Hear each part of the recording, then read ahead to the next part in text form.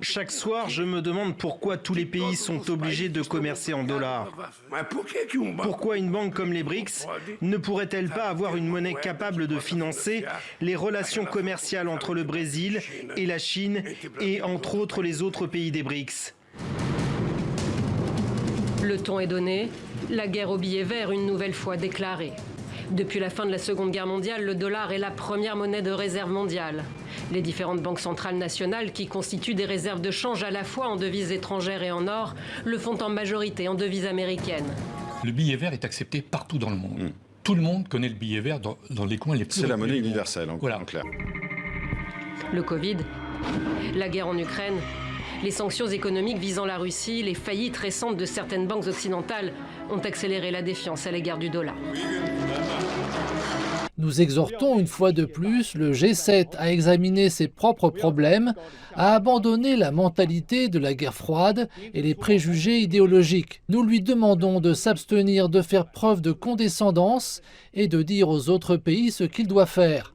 Nous lui demandons également de cesser de s'ingérer grossièrement dans les affaires intérieures des autres pays et de cesser de créer des confrontations et des divisions au sein de la communauté internationale.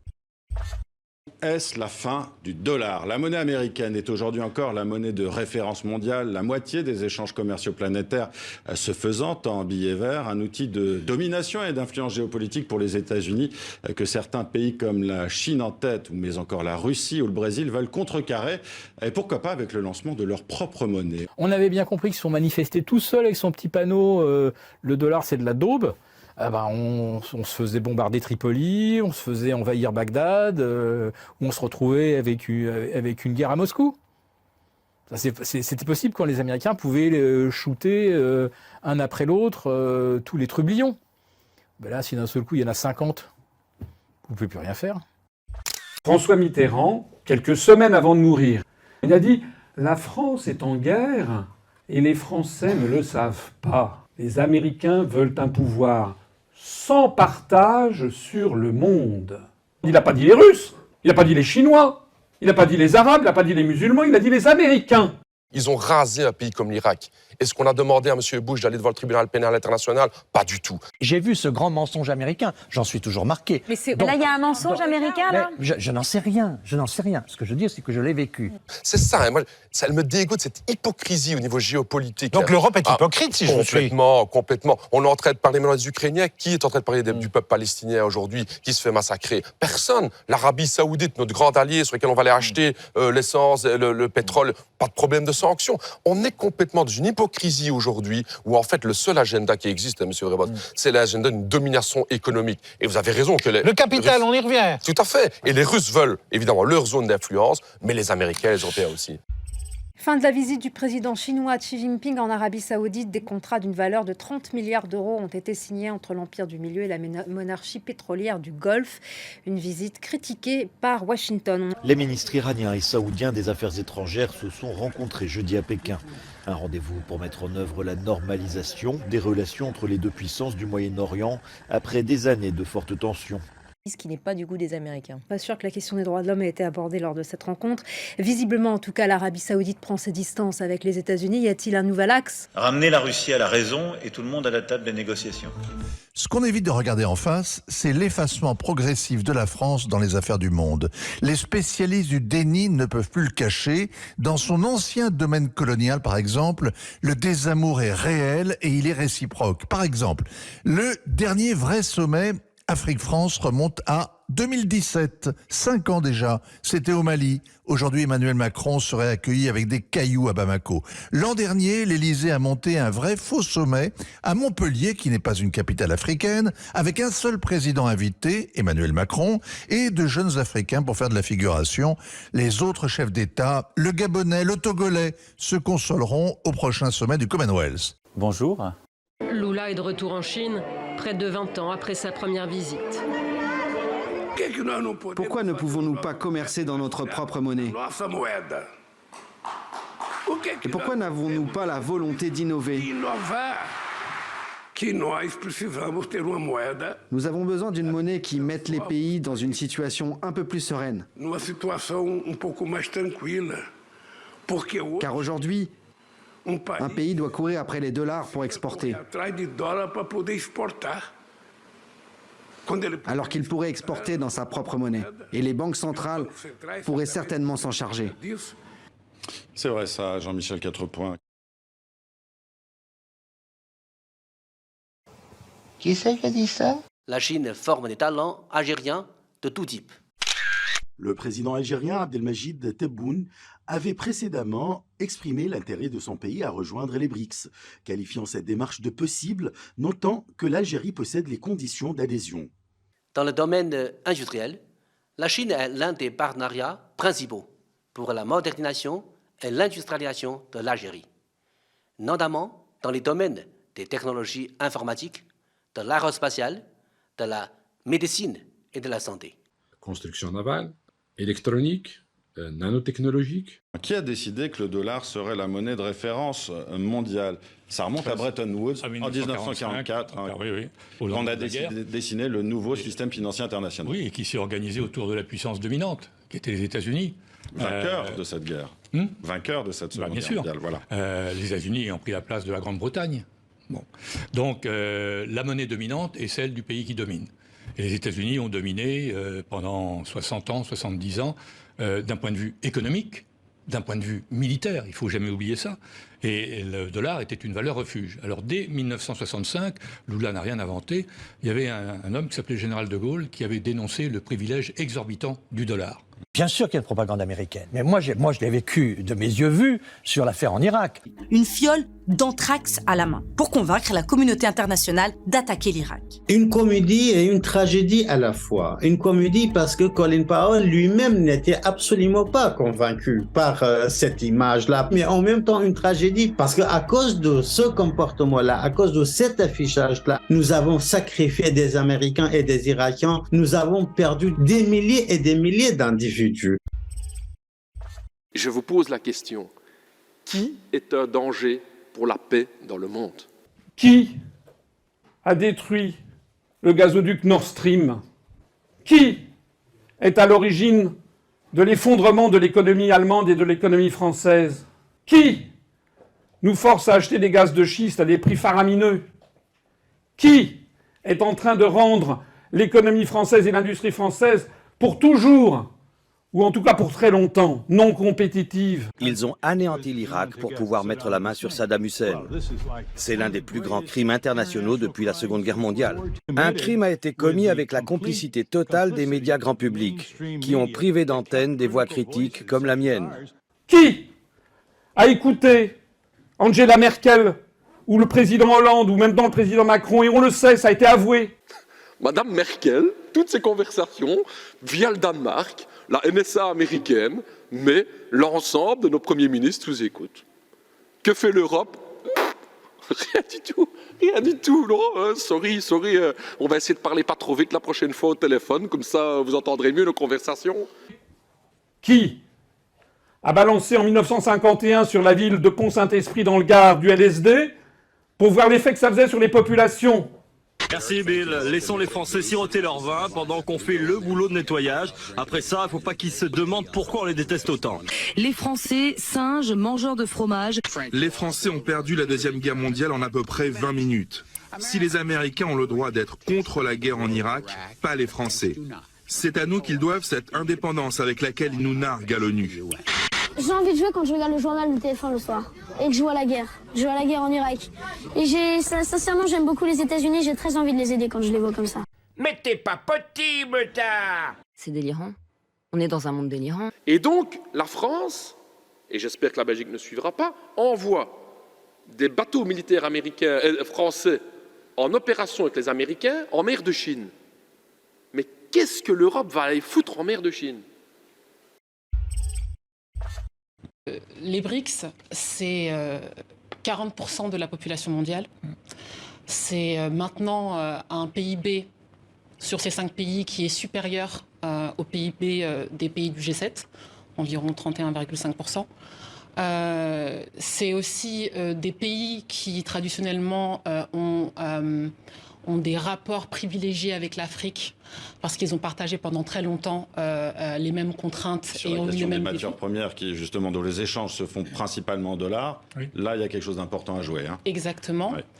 Et donc ces anciens pays qui ont fait partie à un moment de cette mouvance des non-alignés à l'époque critique de la guerre froide, ont une volonté finalement de retrouver une certaine souveraineté, une certaine autonomie économique vis-à-vis des États-Unis, vis-à-vis de l'Occident en général. Et on le sait, l'un des attributs de la souveraineté, c'est la capacité de pouvoir contrôler, battre sa propre monnaie. À votre avis, ils vont laisser faire ? Ben là, qu'est-ce qu'ils peuvent faire? C'est ça. Est-ce qu'ils vont laisser faire? Évidemment non. Ils vont certainement essayer de trouver quelque chose. On verra, l'avenir nous le dira. Je serais tenté de penser qu'ils vont nous sortir un truc du chapeau. Mais là, en l'état, est-ce qu'ils peuvent quelque chose contre la dédollarisation? La réponse, c'est non. Là, ils ont perdu. Et ils ont perdu tout seuls. Ils ont fait fuir les détenteurs de dollars. Le dollar, la peur, on va y revenir justement, qui a provoqué aussi cette guerre en Ukraine avec les sanctions contre la Russie. Et ça pousse pas mal de pays aujourd'hui justement à se dire, il faut que le dollar, on s'en débarrasse en fait. Oui, mais c'est à cause de l'extraterritorialité du droit américain. Justement, expliquez-nous ce que c'est que cette extraterritorialité. C'est important. Hein. Les Américains estiment que toute transaction en dollars transite par les États-Unis. Donc ils ont un droit de regard dessus. Donc ils ont un droit de regard. Donc si vous commercez, la Russie est sous sanction, mais avant il y avait le Soudan, l'Iran, etc. Donc si je commerce, je suis une banque, comme BNP Paribas par exemple, si je finance des opérations sur le Soudan, qui est sous sanction américaine, ça transite forcément par les États-Unis, et à ce moment-là, je rentre dans le champ des sanctions. Et les Américains ont un moyen de pression formidable, c'est qu'ils expliquent à la banque, si vous ne payez pas l'amende, vous ne pouvez plus exercer aux États-Unis. C'est ce qui s'est passé justement en Iran aussi pour pas mal de sociétés françaises. Hein. Et donc, à partir de ce moment-là, évidemment, vous y regardez à deux fois avant de traiter avec ces pays. Ouais. Et avec la guerre en Ukraine, les sanctions ont été étendues, élargies. Il y avait déjà des sanctions avec la Russie, ça a été étendu, élargi. Et comme beaucoup de pays commercent avec la Russie, ne serait-ce que pour leur acheter des matières premières, donc à partir de là, ils se sont dit, mais c'est un problème. Donc, d'où l'idée, effectivement, de se passer du dollar dans les échanges commerciaux. Oui, et on voit que c'est en train d'arriver avec les BRICS, notamment. Les BRICS, oui. Hein, on rappelle ce que c'est. Hein, c'est le Brésil, la Russie, l'Inde, la Chine et l'Afrique du Sud. Bien sûr qu'il y a une propagande américaine. Mais moi, je l'ai vécu de mes yeux vus sur l'affaire en Irak. Pour parvenir à une telle puissance, les États-Unis vont s'appuyer sur un concept simple et efficace, le soft et le hard power. Le soft power est un concept qui signifie force douce. Il s'agit pour un État d'user de ses capacités d'influence et de séduction pour faire avancer ses intérêts géopolitiques. Dans le cas des USA, le soft power est utilisé avec Hollywood et les séries qui vont influencer le monde avec la culture et le mode de vie américain. Il y a aussi l'acceptation de la grandeur des USA par les renommées technologiques telles que Apple, Microsoft ou Facebook. Enfin, nous pouvons aussi citer les prestigieuses universités américaines qui caracolent dans le top 10 des plus grandes facultés au monde. Mais pour imposer leur domination, les USA ont besoin de brutalité pour intimider les autres pays. C'est le rôle précis du hard power. Ce concept signifie force brute. Il s'agit pour un État d'user de ses forces militaires pour faire avancer ses intérêts géopolitiques. Pour soumettre un pays, les États-Unis ont tout ce qu'il faut pour employer la manière forte.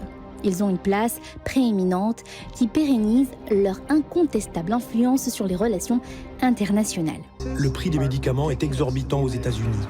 Pourquoi ? Parce qu'on a vendu notre âme à l'industrie pharmaceutique. Il existe de nombreuses preuves d'une corruption systémique dans notre démocratie. Les gens ont peur. Un riche donateur peut leur dire « Si vous prenez une position qui me déplaît, je vais être contraint de financer un de vos opposants à la prochaine élection. » Il est clair que si nous ne trouvons pas un moyen de résoudre ce problème central, nous ne pourrons plus gouverner et nous ne pourrons donc pas adopter les mesures qui nous permettent de survivre. C'est quoi les normes et les valeurs communes des United States of America ? C'est quoi nos valeurs communes ? C'est Guantanamo ? La torture officialisée dans un centre de détention comme Guantanamo, c'est ça les normes communes ? Sur l'île de Cuba, d'ailleurs, au mépris de l'indépendance territoriale cubaine. Vous imaginez, donc ce centre de Guantanamo se retrouve sur l'île de Cuba, alors que Cuba n'a rien à dire sur le sujet. Madame Jadin souhaite pouvoir prendre la parole, Monsieur Avec un grand Lebaud. plaisir, Madame la Présidente. Il n'y a pas qu'un revers de la médaille, mais il y en a plusieurs. Il n'y a pas qu'une facette de la coopération, mais il y en a plusieurs. Tout comme nous le faisons ailleurs avec d'autres pays. Quand nous condamnons la violence, quand nous condamnons la violence des droits fondamentaux, nous le disons aussi. C'est le propre de la diplomatie. Je peux juste demander, alors, si vous avez autant de critiques à leur partager sur les États-Unis, pourquoi on n'a jamais pris une sanction envers les États-Unis? Pour ceux qui voient la vidéo, les mouches sont en train de voler dans l'Assemblée. Et c'est ça la question. C'est ça la question. C'est que malgré les bombardements, malgré 1,5 million de morts irakiens, malgré la non-reconnaissance de tout ce qui se passe en Palestine et l'abandon par l'administration Biden de Palestine, jamais l'Europe va prendre la moitié du quart d'une sanction que les États-Unis d'Amérique. Par contre, toutes les autres nations du monde, là, il n'y a pas de problème. Boum, boum, boum, etc. Il y a quelques années déjà, on disait la Chine, c'est l'usine du monde, hein, Ouais. mais on disait l'Inde, ça va être le bureau du monde. Qu'est-ce qu'il faut en penser? Parce qu'on a quand même, il y a beaucoup d'industries en Inde, et puis des industries performantes. Bah, écoute, je pense que dans tout ce qui est IT, tech, etc., Bah oui, aujourd'hui, exactement. quand on prend la région de Bangalore, c'est devenu peut-être le poumon de la tech mondiale, hein, avec les IIT, qui sont les polytechniques puissance carrée en termes de compétences, mais à Bangalore, sur la tech, sur tout ça, c'est phénoménal ce qui se passe. Preuve en est, aujourd'hui, quand on prend sur le Nasdaq et même au-delà les grands patrons de ces grandes multinationales mondiales, combien d'Indiens ou Indian-related on a? C'est phénoménal. On voit les Indiens faire beaucoup plus aisément des affaires avec le Moyen-Orient, avec les Africains. Quand vous allez en Afrique, aujourd'hui, il y a les diasporas indiennes qui sont partout.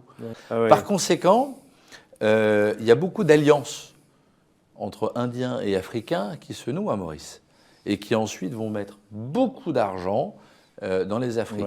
Alors, historiquement, depuis des siècles, il y a beaucoup d'Indiens sur la zone est, sud-est de l'Afrique, hein, entre le Mozambique et l'Éthiopie.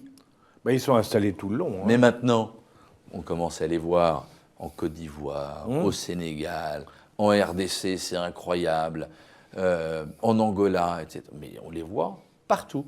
Le plus impressionnant, c'est pas les Saoudiens qui effectivement lâchent l'allié américain, si on peut dire ça comme ça, mais en tout cas, c'était quand même, il y a des bases, il y a des choses comme ça. Bien sûr, d'un point de vue symbolique. Alors non seulement ils acceptent de se faire payer en yuan, ou même, je crois, dans le shilling kényan ou d'autres devises, ça c'est merveilleux. Mais en plus de ça, ils décident de désobéir aux injonctions de Washington. On leur dit, vous ouvrez le robinet, ils le ferment d'1 million de barils le jour. On leur dit, mais attendez, non, il faut ouvrir le robinet là. Là, on le referme de 1 600 000 barils, de 1 600 000 barils par jour. Et puis tout le monde est d'accord, hein.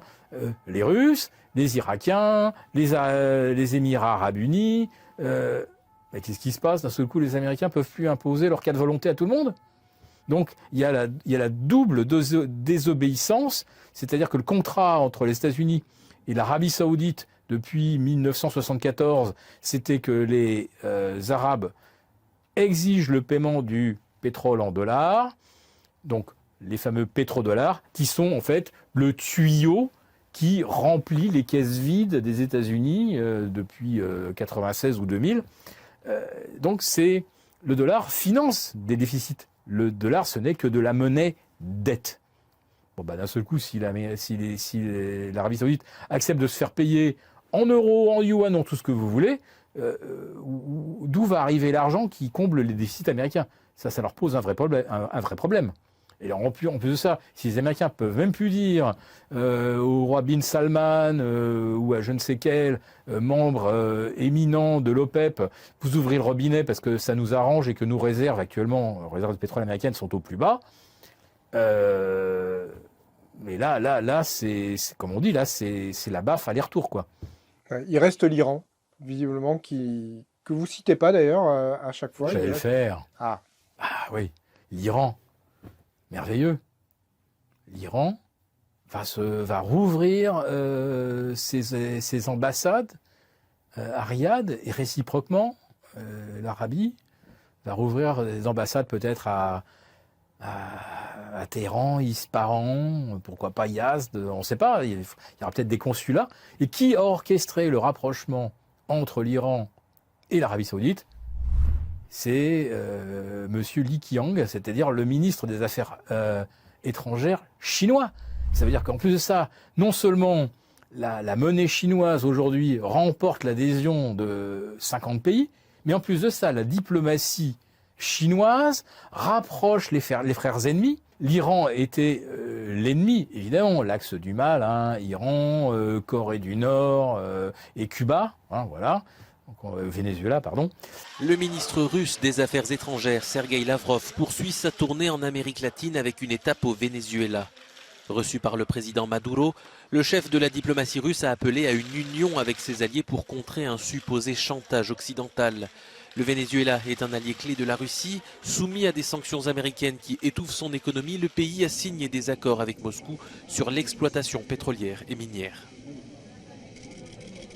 Мы солидарно с венесуэльскими друзьями выступаем с единых позиций в защиту права народов самим определять свое будущее, свою судьбу без вмешательства извне, без диктата и шантажа, и без, конечно же, попыток повлиять на них незаконными односторонними ограничительными мерами, которые сейчас практикует коллективный Запад. Le Venezuela soutient la Russie sur le dossier ukrainien. Le Brésil a lui aussi imputé la responsabilité du conflit aux Occidentaux. Critiqué par Washington pour cette position polémique, le président brésilien Lula a finalement clairement condamné la violation de l'intégrité territoriale de l'Ukraine ce mardi. Sergueï Lavrov est par la suite attendu à Cuba et au Nicaragua, deux autres pays hostiles à Washington. Donc l'axe du mal, ça y est, le Venezuela il paye aussi en yuan, ou se fait régler en yuan.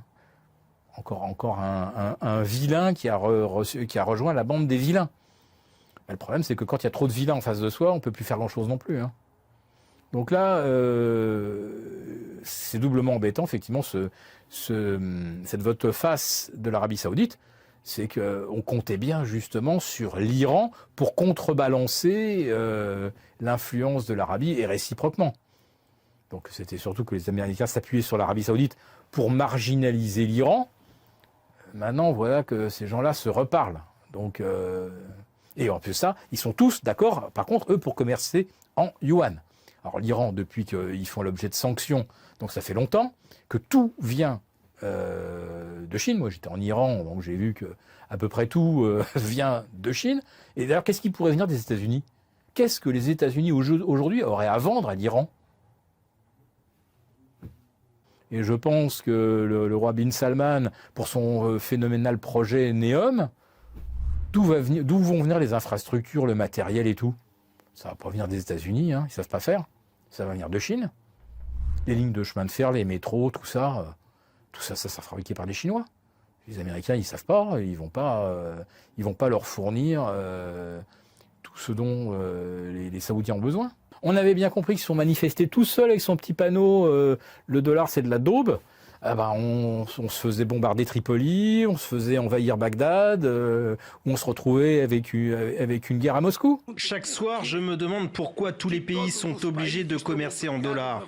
Depuis la fin de la Seconde Guerre mondiale, le dollar est la première monnaie de réserve mondiale. Le billet vert est accepté partout dans le monde. Tout le monde connaît le billet vert dans les coins les plus... C'est la monnaie universelle, en clair. Et ça pousse pas mal de pays aujourd'hui, justement, à se dire il faut que le dollar... on s'en débarrasse en fait. Les BRICS, c'est 40% de la population mondiale. C'est maintenant un PIB sur ces 5 pays qui est supérieur au PIB des pays du G7. Bien moi, mon projet, il est simple. On ira ensemble vers ce nouvel ordre mondial. Et personne, je dis bien, personne ne pourra s'y opposer. Monsieur Poutine,